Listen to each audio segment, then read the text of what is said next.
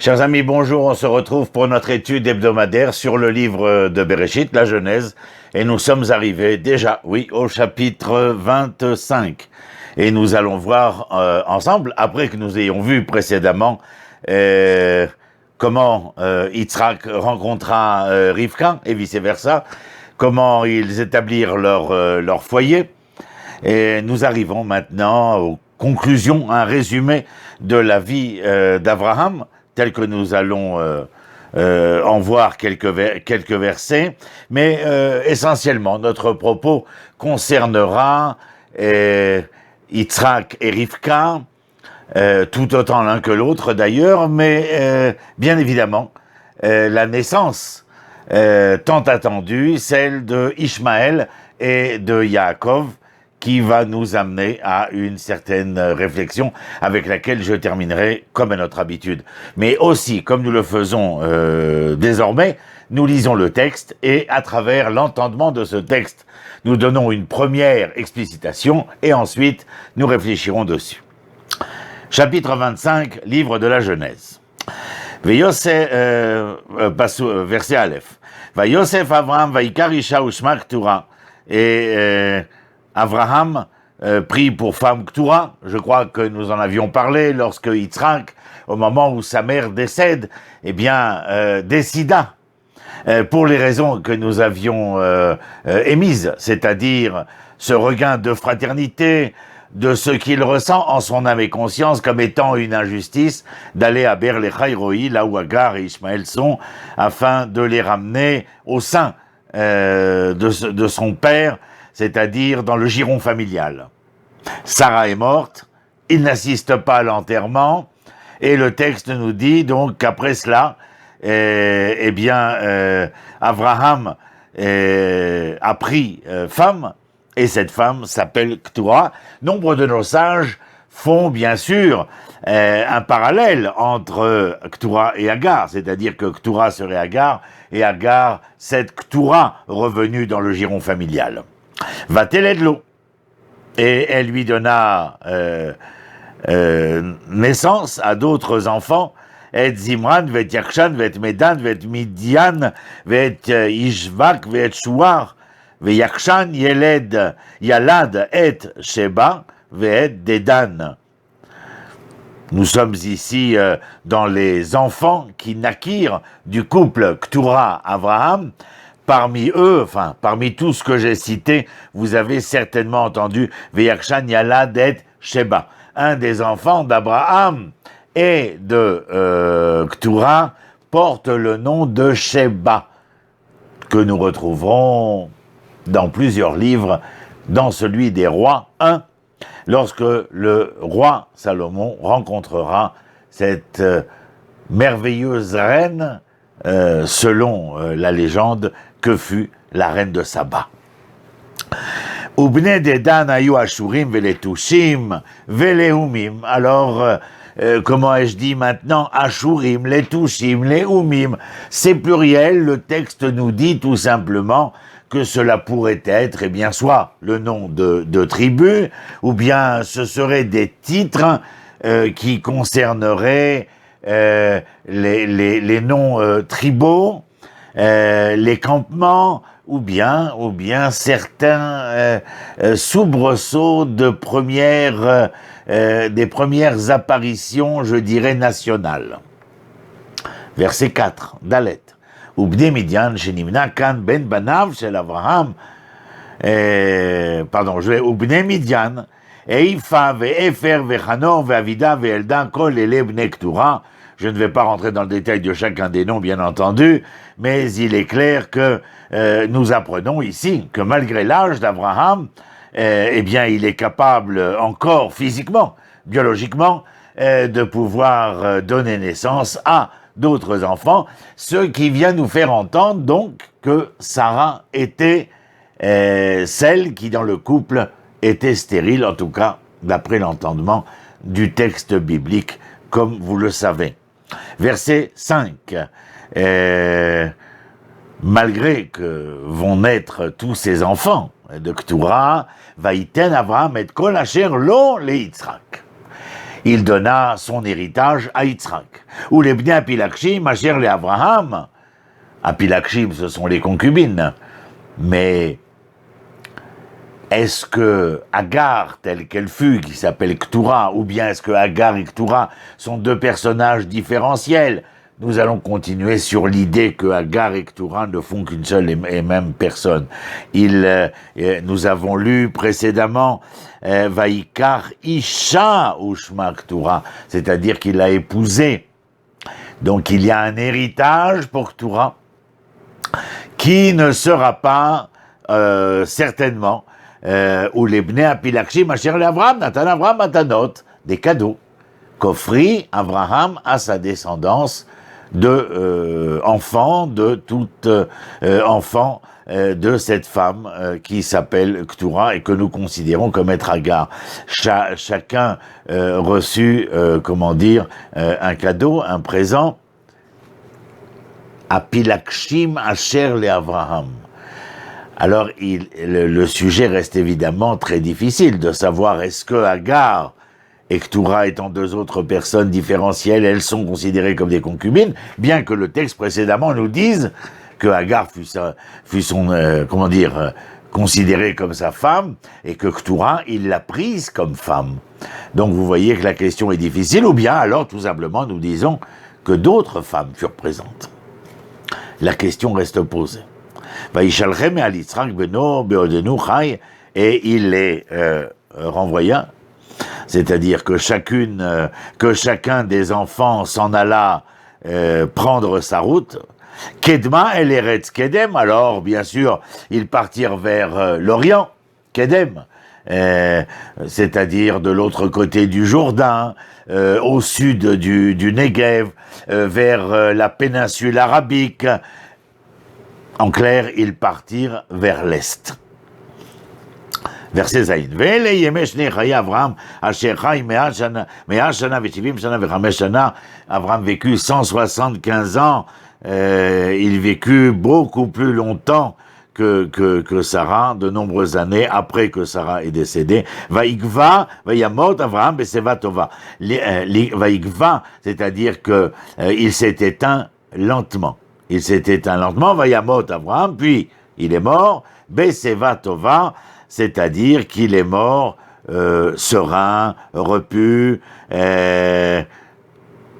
il n'était plus, durant toutes ces dernières années, au milieu d'événements pouvant provoquer chez lui l'émoi, la douleur ou la contrition. Vayamot Avraham Beseva Tova, Zaken Vesavea. Zaken, âgé, c'est-à-dire nombreuses années, 175 ans, Vesavea, repu, comme je l'ai dit, Vayesef el Amav, il a été rassemblé, il a été, littéralement bien sûr, il a été rassemblé vers son peuple. En clair, cette expression biblique veut dire que Abraham est décédé et qu'il a rendu son âme, et que cette âme rendue, à qui a-t-elle été rendue et vers où s'est-elle rendue? C'est ce que le texte veut nous faire entendre, bien entendu, qu'il y a une vie après la mort physique, et donc l'âme poursuit un chemin dont nous ignorons le devenir totalement. Vers ses têtes, Vaïkveru Oto Yitzhak ve Ishmael Banav, et ses deux enfants, Yitzhak et Ishmael, sont venus l'enterrer. El Meharat Marpella, tout près d'ici, bien entendu, comme vous le savez, au caveau des patriarches, Elzde Ephron ben Sochar, dans le champ de Ephron ben Sochar, Achiti, Asher al Pene Mamre, qui se trouve en face de la plaine Mamre. Eh bien, c'est là où je suis, on ne peut pas mieux faire, en face de la plaine de Mamre. Verset Yud Asadeh Asher Kana Avraham, ce champ dont Avraham acquis les droits de propriété, mais Bnechet, des enfants de Chet, Shama Kubar Avraham Vesara Ishto, et là-bas furent, ensevelis Avraham et précédemment Sarah, sa femme. Verset 11. Vayi achar mot Avraham, vayivarech Elohim et Yitzhak beno, vayeshev Yitzhak im be'er lecha roi. Alors là, vous êtes, comme moi, bien entendu, surpris, en émoi même, parce qu'après la mort d'Abraham, Dieu bénit Yitzhak, son fils, et où s'installe Yitzhak? On aurait pensé vers Beersheba, bon, mieux, vers Hebron, ici, c'est-à-dire dans la vallée de Mamré. Non, point. Il choisit de s'installer, vous avez entendu, Be'er les Chayroi, vous le savez maintenant, c'est ce lieu où Agar s'installa avec Ishmaël. Je vous laisse pensif, bien entendu. Nous ne sommes pas là pour pouvoir donner des réponses à tout, mais il y a là, bien entendu, un point d'exclamation que nous devons essayer de résoudre et que nous résoudrons au fur et à mesure. Ve'ele toldot Ishmael ben Avraham asher yalda Agar hamitzrit shifra Sarah le Avraham. Voici les générations descendants de Agar l'égyptienne qui fut la servante de Sarah. Et là, il y a aussi toute une énumération, Ve'leshmot bene Ishmael, c'est-à-dire la descendance, et Leshmot bene Ishmael bishmotam, les toldotam, c'est-à-dire à travers Agar. Lorsqu'elle fut l'épouse d'Abraham et donna naissance à Ishmaël, Ishmaël, offre à sa mère et à son père une descendance.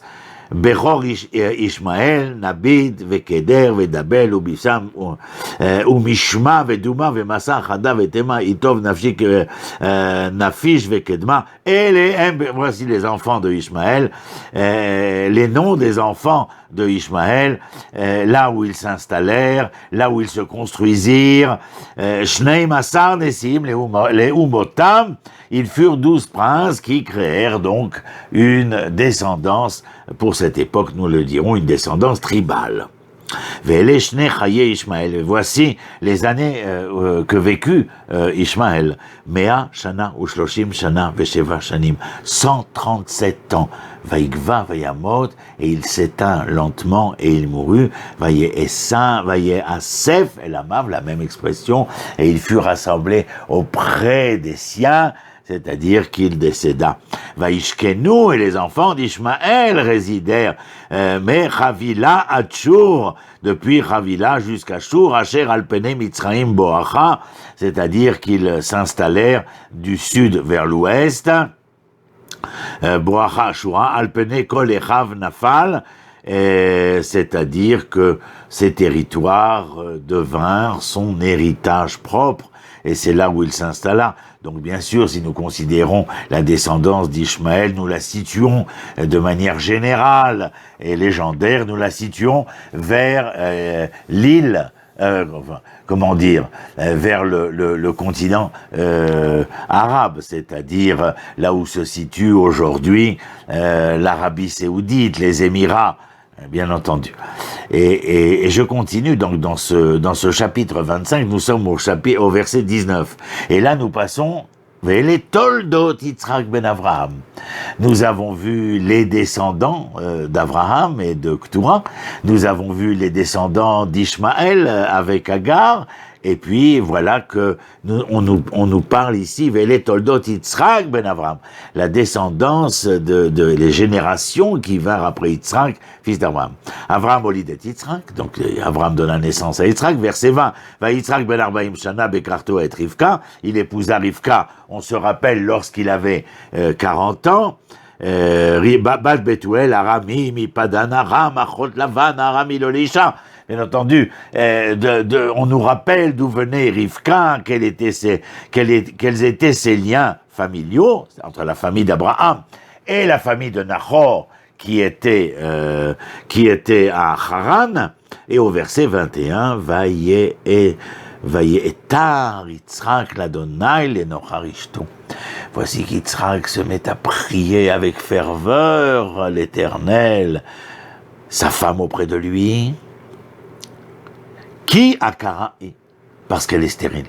À chaque fois, je vous l'ai déjà appris, lorsque le qui paraît, parce que, il faut que, auparavant, vous puissiez poser la question lama, lema, pourquoi, quelle en est la raison. Elle était stérile. Vayater lo Adonai vata Rivka ishto. Et l'Éternel répondit à Yitzhak, à la prière de Yitzhak, et donc Rivka tomba enceinte. je n'ai aucune idée de pourquoi on dit tomber enceinte, en tout cas, elle fut enceinte, nous pouvons le dire. Tomber, je n'en ai aucune idée. Va yitrotsetsu abani bekirva, les enfants se bousculaient dans son ventre, en son sein. Va tomer, et elle dit, imken, lama ze anochi. Et elle dit, et pour quelle raison est-ce que je dois supporter cette grossesse? Quelle en est la raison que je doive supporter une telle grossesse? Et le texte continue, bien entendu. Va-t-elle l'hydroche et Adonai. Et elle alla rencontrer une personnalité prophétique ou ayant des pouvoirs à même de pouvoir répondre à son questionnement. Va-t-elle l'hydroche et Hachem. Elle est venue chercher des explications auprès de l'Éternel, et au verset 23, va yomer Adonai là, et à travers la voix de cette personne qu'elle rencontra, la réponse de l'Éternel vint. Shne goyim bebitner, il y a deux peuples, ça peut être deux peuples, mais ça peut être deux dirigeants en ton sein, ou Shne leumim imair iparedu, et deux nations naîtront et se sépareront de toi. Ou leum ileom yametz, c'est-à-dire qu'il y aura, divergence entre ces deux peuples, entre ces deux nations. Ces deux enfants sont représentatifs. Verav yavod sa'ir. Et l'aîné, contrairement à ce qu'on aurait pu attendre, bien entendu, l'aîné deviendra non pas le maître du Benjamin, mais deviendra le serviteur du plus petit, c'est-à-dire Esav deviendra le serviteur de Yaakov. Vaïmalou yamé halaledet, et donc elle arriva à terme. Veine teomim, elle accoucha de jumeaux qu'elle portait. Vayetse arishon admoni, le premier qui naquit, sortit admoni, c'est-à-dire rouquin. Kulo keaderet se'ar, et il sortit rouquin, et il était poilu, comme la chanson le dit, Ésaü, le roi des poilus. Cette chanson n'est pas née de rien, mais du texte biblique, qui a des Retséar, va écrire Ushmo, Esav, c'est-à-dire, Esav veut dire qu'il assouille, c'est-à-dire qu'il est né fait, préfabriqué. Verset 26. Et juste après, puisque ce sont des jumeaux, on imagine que son frère suivit. Mais il y a quelque chose de particulier. Le premier rouquin très poilu, et le second Veyado Chesed Ba'ekev Esav. Et le second tient le talon de son aîné, du premier. Vaïkra Shmo Yaakov, celui qui poursuit, celui qui est à la suite d'eux. Veitzrak ben shishim shana beledet otam. Et donc, pendant 20 ans, si Yitzhak fut père à l'âge de 60 ans, alors qu'il épousa Rivka à l'âge de 40 ans, vous avez bien compris que pendant 20 ans, ils ne purent avoir d'enfants. Vaïkdelu aneharim, et les enfants grandirent. Vaï, Esav, Ish Yodeat Saïd. Quelle était l'occupation de Esav? Eh bien, de chasser. C'est un homme de l'espace. Yaakov Ishtam, Yoshev Oalim. Tam, attention de ne pas vous tromper, comme certains ont voulu le faire entendre dans la Haggadah de Pessah, que nenni, mes amis, Tam, c'est l'entièreté. C'est la plénitude. Ishtam Yoshev Oalim est un homme entier. Pourquoi est-il entier? Parce qu'il est dans l'introspection. Yoshev Oalim, il vit à l'intérieur de sa tente, sous-entendu qu'il est un homme non pas de l'espace, mais de l'intérieur. Si Esav est l'homme de l'espace, Yaakov sera celui du temps.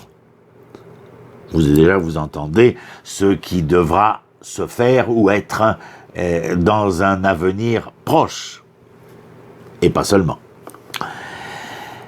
Verset 28. Vayehav Yitzhak et Esav. Et Yitzhak aimait Esav. Pourquoi? Qui? Vous voyez, à chaque fois. Lama, qui? Parce que Tsaïd Bepiv. Parce que c'était un chasseur, c'est-à-dire celui qui ramenait la pitance à la maison. Verivka ohevet et Yaakov. Et Rivka aime Yaakov. Tout à l'heure, je vous expliquerai ma manière d'entrevoir la chose, bien entendu. Verset 29.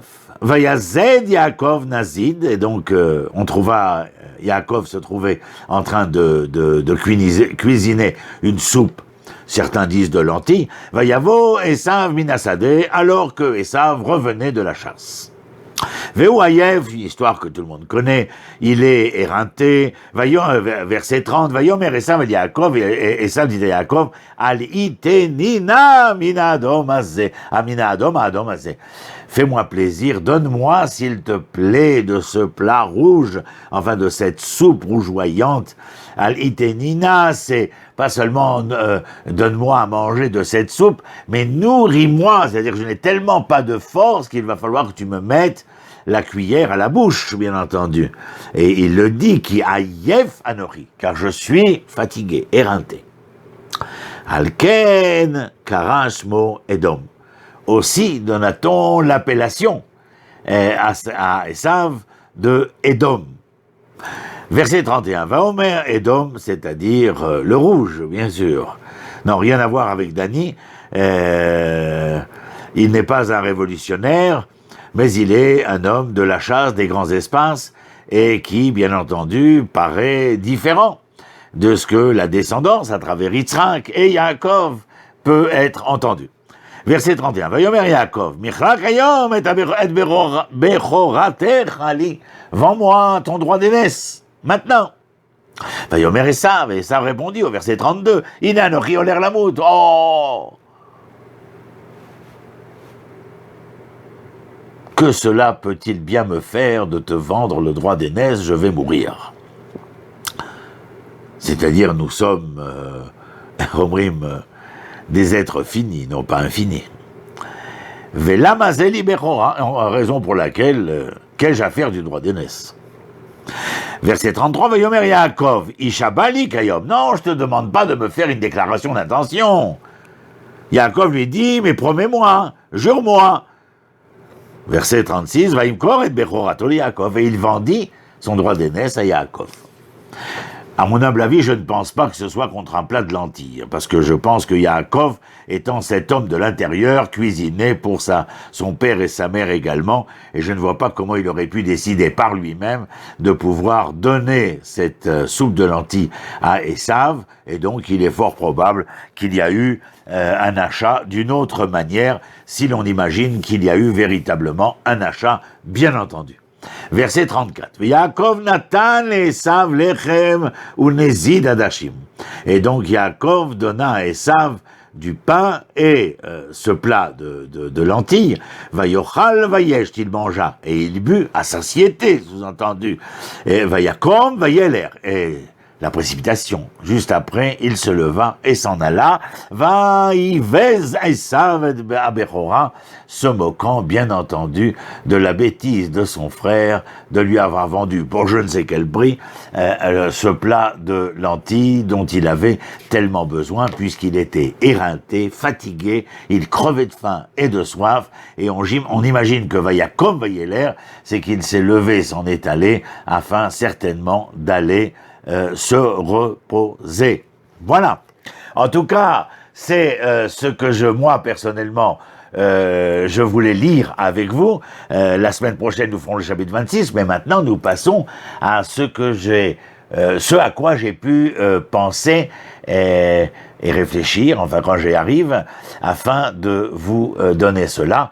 Et puis surtout, bien entendu, je vous rappelle que cette leçon hebdomadaire est à la mémoire de mon ami Philippe Eliaoud Ben Pnina Zichrono Livracha.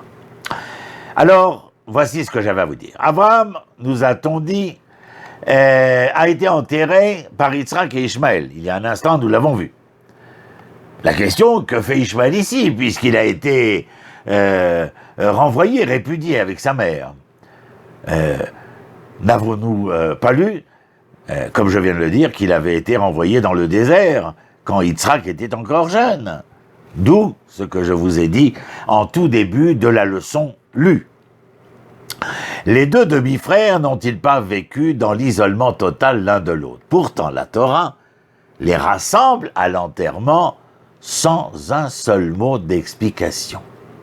Alors il y a un midrash, mes amis, midrash extraordinaire, Pirkei de Rabbi Eliezer, qui raconte l'histoire, écoutez bien, l'histoire de la visite d'Abraham à 2 reprises à Ishmaël. À ces 2 occasions, Ishmaël ne se trouve pas chez lui. Le premier jour, sa femme, ne connaissant pas l'identité d'Abraham, refusa cet étranger du pain et de l'eau.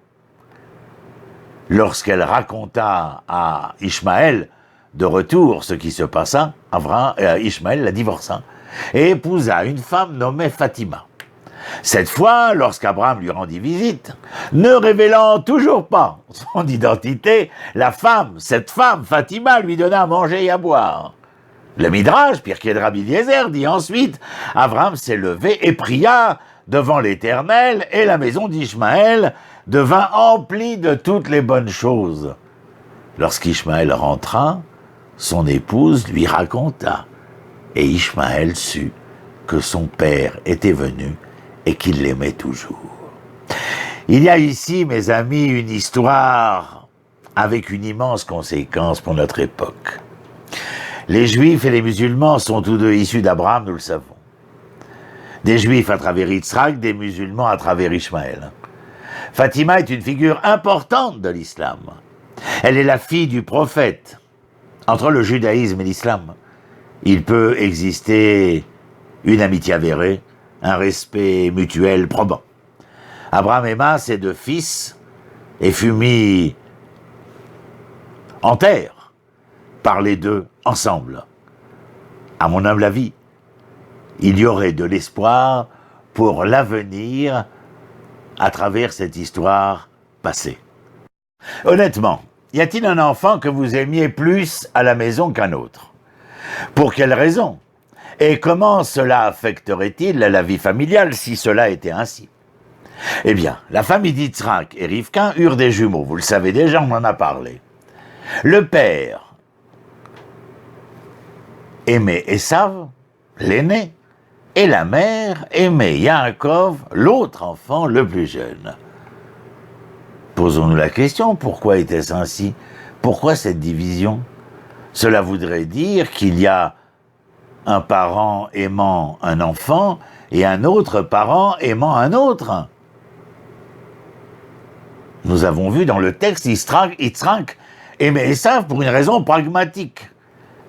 C'est un bonhomme efficace, chasseur, qui apporte de la nourriture. Je rajouterai, si vous me le permettez, peut-être l'aime-t-il parce qu'il est si différent de lui-même.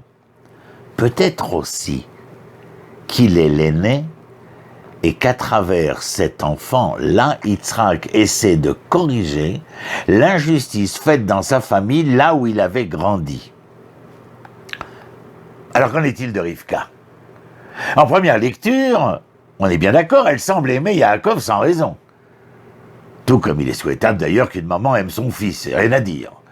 Juste, comme ça, pour ça. Et peut-être aussi, je rajouterai là, à mon humble avis, en compensation de l'amour d'Yitzhak, un père qui manque terriblement à Yaakov.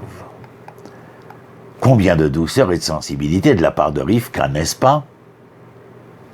Je ne sais pas si l'on peut dire oui ou non. La grossesse de Rivka porte 2 peuples vers l'avenir.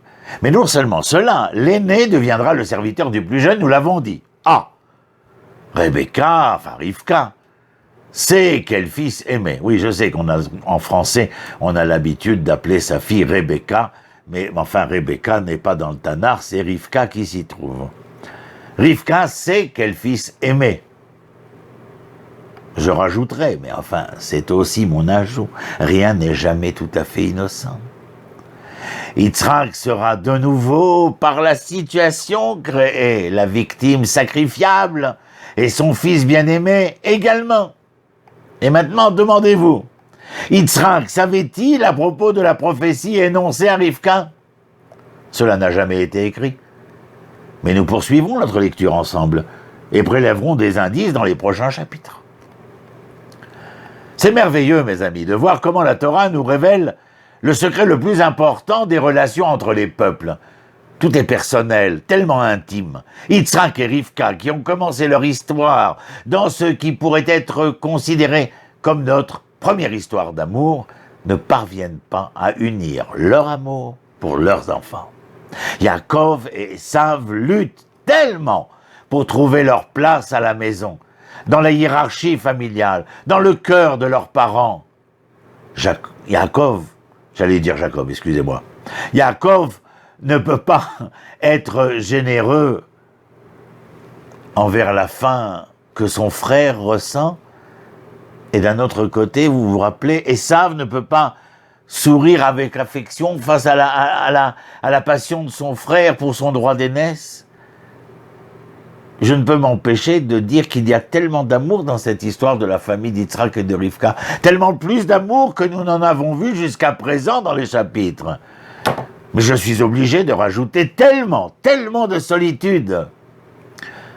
Nos maîtres ont essayé de faire valoir que les différences, les disputes entre Esav et Yaakov découlaient d'une controverse autour d'une vision du monde. Esav, croyait-il, lorgnait vers les temples idolâtres et Yaakov vers la salle d'études. Mais la Torah nous révèle que ce n'est jamais une vision du monde ou une controverse théologique, uniquement. Car tout commence et finit, si je peux me permettre de dire ainsi, tout commence et finit avec le cœur. Comme l'amour, la jalousie, la solitude. Si seulement Rivka et Yitzhak avaient réussi à protéger leur amour pour leurs enfants aussi, si seulement il leur avait appris à aimer, si seulement il leur avait appris à aimer l'un l'autre. Je vous souhaite le mieux et le meilleur depuis les plaines de Mamré. À très bientôt.